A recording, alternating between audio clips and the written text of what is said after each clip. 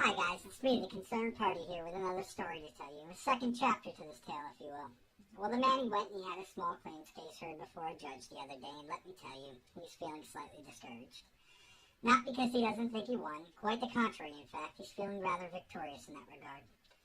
Well, the man argued his case very well, and he spoke very eloquently, and he articulated all of his points accurately, and while doing that, he was true to the facts and honest about how the big fish had screwed him over. He still feels slightly disenfranchised with the legal world. The man just wishes that the court system was a well-oiled machine, but alas, it is not. The man, he expected the big fish to fight back, which the big fish did, and the man knew he would do this because the big fish's ego was far too large for his own good and wouldn't allow him to roll over and accept the loss or to give the man his money back, even though the big fish had no right to the man's money, not even a little bit. No, that was all expected, but what surprised the man was who the big fish brought with him. It was the real estate agent who represented the big fish in the selling of the property that the man rented. The man didn't think that this third party wanted to be involved at all, but much to his dismay, there she was, aligning herself with the big fish, selfishly looking out for her own best interests. Either out of fear or self-preservation, either way at this point it doesn't matter. There's neither here nor there, nor up or down, it just is what it is. This real estate agent is much akin to the tiny pilot fish. What's a pilot fish, you may ask? Well, it's a small striped fish that congregates around the mouth of much larger fish. It survives off the remains of other little fish that the bigger fish has already eaten. It tries to protect the larger fish from parasitic entities, and in turn, it is protected by the big fish. And in that way, a pilot fish is very much like a parasite all of its own, using another's strength to survive. Pilot fish tend to turn colors when they are agitated or angered, and this only serves to further the man's analogy that the real estate agent is very much like a pilot fish. So this pilot fish, as small and as weak as she is, stands up with the big fish in the courtroom, and she says she's representing her family's well-renowned local real estate agent, but she's really just scared of what the big fish might do to her if she doesn't say the things that she's about to say. So she speaks untruths about the man. She says things like there were people that might have bought the house, but they didn't, and it's because of the man. And she said it smelled of the man's dogs, and that there were claw marks on the windowsills from the man's dogs, and that there were holes in the walls. And if the man hadn't been living there, they would have sold the house much sooner. At least that's how the pilot fish's story sounded to the man anyway. So the big fish and the pilot fish, they try to tell the judge they couldn't sell this house. And then the big fish says that he had to keep dropping the price of the house because of all these horrible reasons. And that's why he wants to keep the man's money. Matter of fact, the big fish says he wants even more of the man's money now. The man looks at the judge and he asks, but hasn't this house already been sold? The man thought that the house had been sold long before he and his family and their vile beast allegedly had scratched up the walls and smelled up the carpets and made holes in the walls. The man thought that the people had come, that they had bought it. And didn't these people buy it months before the man and his family had moved out? Yes, they had. But the big fish made the man and his family stay until the end of their contract, so he could squeeze every last drop out of them. And while the man and his family lived there, after the house had been sold, there was no mention of these claw marks or the smells or complaints of vile beasts that went unheard. So now the man is very confused. Didn't the big fish make a profit off of the house when the man was renting it? And again, didn't both the pilot fish and the big fish make a massive amount of money when the house was sold? Why must the big fish and the pilot fish be so greedy? Why were these gains not enough for the pair of fish? Also, the man says, excuse me, pilot fish, but did you not tell the man and his wife that the house only sold because of how nice it looked with all of their belongings in it? How it was so quaint and cozy, the way that a home should be? The man believes that you did, little pilot fish. You did. And the man thinks that that's quite the opposite of holes in the walls and smelly beasts, if the man were to say so himself. So the pilot fish, she must be confused now, or maybe angered, because she's turning colors now, as I previously mentioned that they have a habit of doing when they are scared or agitated. Also, the man says, when the man and his wife spoke with this so-called pilot fish during their time in the house, did she ever claim there were holes or smells or beasts abound? Well, no, she didn't, the pilot fish admitted. And the man says, didn't you actually compliment the man's wife on how clean the house was, and how accommodating the man's wife was in taking the dogs and the man's son out of the house so that you, little pilot fish, could show the house to the people who ultimately bought the place? And weren't these showings very frequent and disruptive to the man's wife, and the man's son, and the man's dogs? And then they happen too, sometimes 3 times a week, the man asks.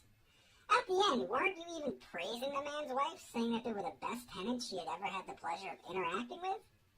The man thought that he had heard these things, and the man and his wife took pride in those compliments during those times because they wanted to help the pilot fish to succeed.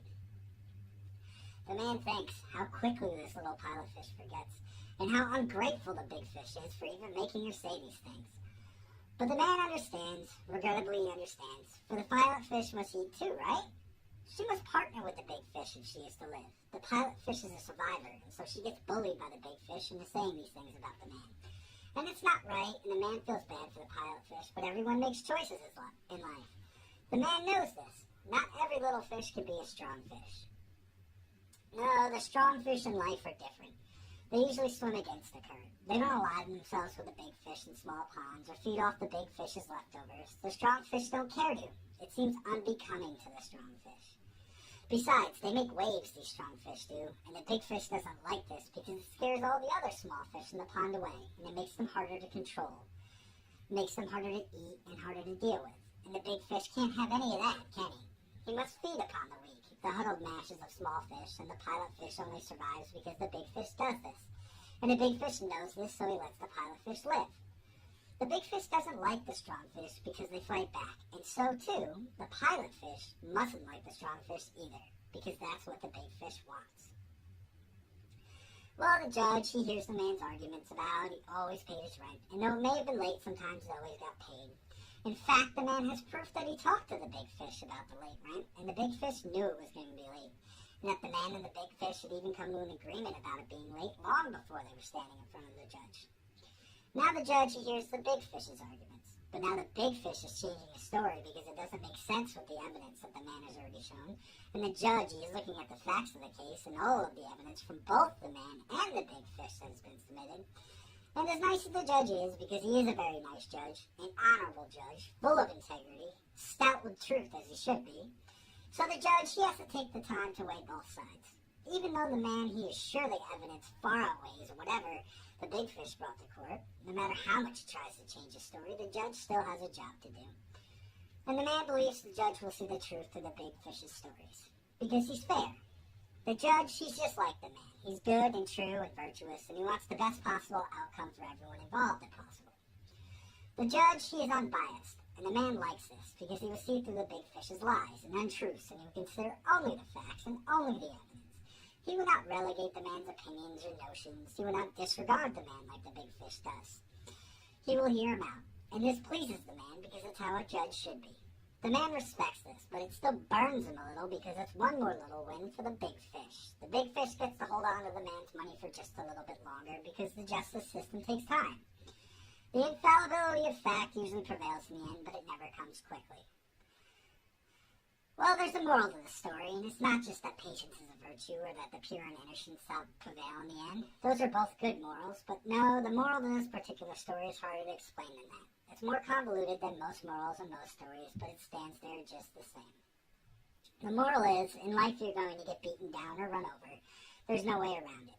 But it's not the fact that we got run over that matters, or the horror that we experienced while we were being hurt or abused that is most important. No, it's what we do after we are beaten. After we are broken, that counts the most. The majority of us are little fish. And the little fish might get washed away or eaten sometimes, or we might go unnoticed, just another faceless entity in a crowd full of other little fish. But even so, as a little fish, you have to persist. You have to fight through the pain and the hardship and the anger. You have to know that you will stand triumphant at the end. That's how you become a strong fish. You have to know in your heart of hearts, deep down, that you stood for what you believed in, and that you fought for your family and your loved ones, and for the people that mean the most to you. For all of the other little fish that may not be as strong as you are right now. You should also know that nothing good comes easy. The man likes to say that the sweet is never as sweet without the bitter. And this, my friends, might be a time of bitterness. But it won't last, not for very long anyways. So the man will wait, and he will bide his time, and he will hold his breath until the sweetness comes, because he knows that it's there. And in truth, the man already has it with his wife and his son and the future that they hold together. In the meantime, he will not fold, he will not slink away into the shadows, and he will not be like the pilot fish, merely hoping for some small portion of what's left over after the big fish has his way. He will continue to fight the good fight, and he will stand true to his virtues. He will do like he always does. He will stand in front of his family, protecting them, shielding them from men like the big fish, and he will not use them as pawns like the big fish does to his own family. He will not try to manipulate the way things are perceived by all the other little fish in the pond, the way a coward would, because the strong fish is courageous and righteous and brave, and he will lay down for no fish, big or small, at any time in his life, and never at the expense of his own family. The man will give all he has to make sure that they are okay and happy and safe, so that they get to keep swimming and growing and laughing and loving together. But if you feel like you're a small fish and you feel like things are too hard to overcome, just remember what I have said, and hopefully you too may one day become a strong fish too.